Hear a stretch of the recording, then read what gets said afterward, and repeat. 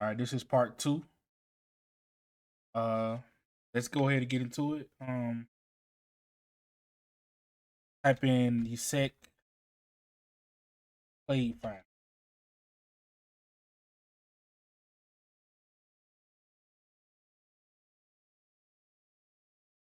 All right, click the first link.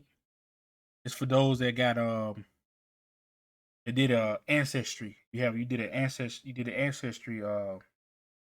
kit. You can get your wild DNA for free. You can figure it out free. I had ordered 23andMe as well, but I suppose I had waited until I got the 23andMe results, but I went ahead and did it this way. I'm still gonna do 23andMe just to compare the results of both of my DNA kits. All you do is you upload your file here, DNA file, DNA data file.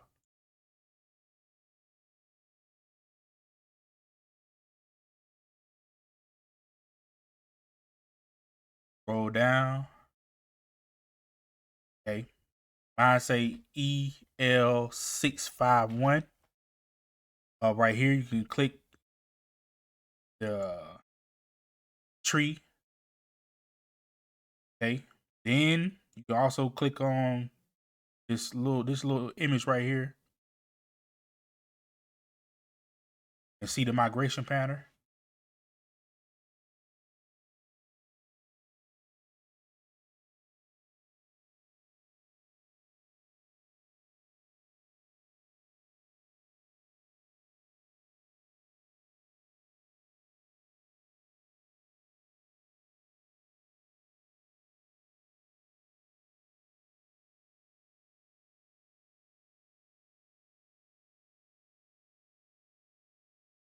See, that's a little migration pattern for that.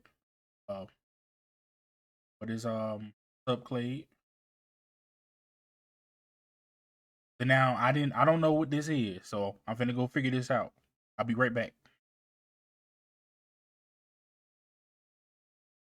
All right, we back.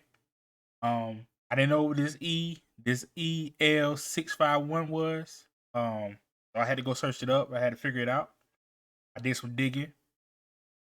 So I'm about to trace it back to where it came from. Um, so the way I set it up, I went up. I had put the ancestors of each haplogroup upward. Then I go right here, go up this way. Okay, so this is what I want to know right here. This is mine. EL651.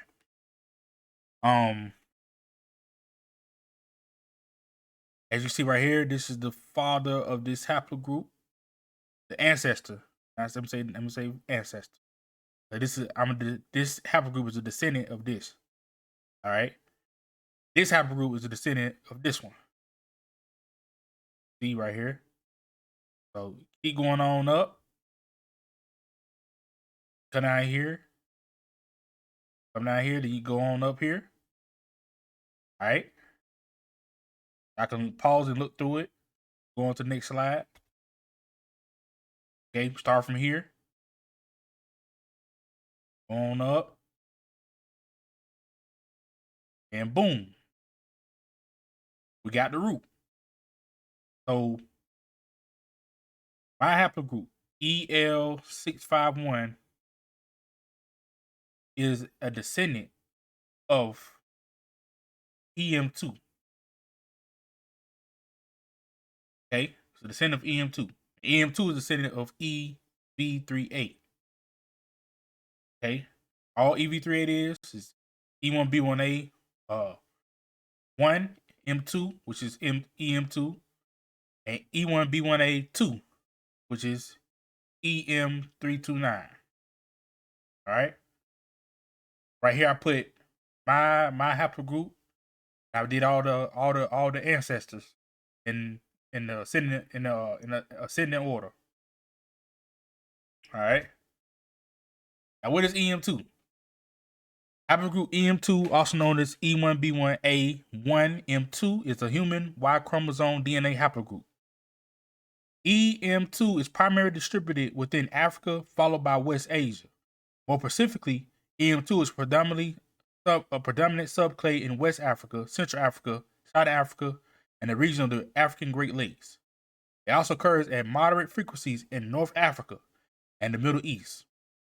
EM2 has several subclades, but many of these subhaplogroups are included in either E-L651 or EU175. Okay, EM2 has a lot of subclades.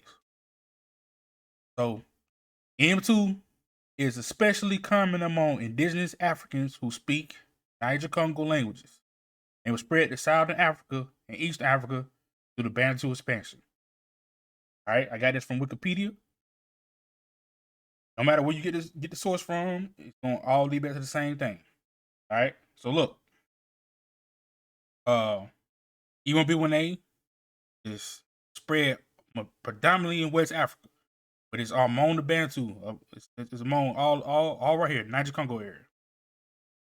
So Bantu got it, West Africa got it. I call them the Kongos or Kongos, Ghanaians. I group everybody together because Niger-Kongo is the same people. All right, so now I pull my DNA subclade, right? The E-L651. I pulled it up under E1B1A or EM2. And here's mine. So you write it out, it's E1B1A. That's what it is. It's E1B1A. It's a subclade of E1B1A. So me, at first, I didn't know what this meant. I was thinking that EL651 was something else. But no, it's E1B1A. It's all it is, E1B1A. It's a whole bunch of subclades to E1B1A. It's a lot of mutations. With the Y DNA, it mutates. Say somebody have a kid 2,000 years ago. I'm just getting an example. By the time we get down to this generation, the DNA the Y DNA done mutated a few times, probably multiple times. So this is mine right here.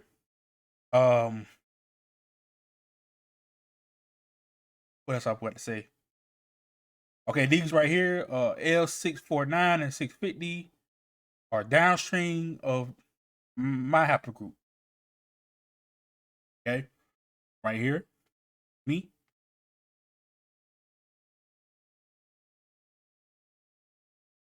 I did it again on a different website. It put up the same thing.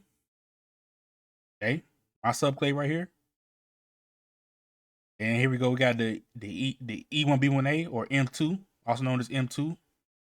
See where it spread out, went to west, went down here for the Bantu area.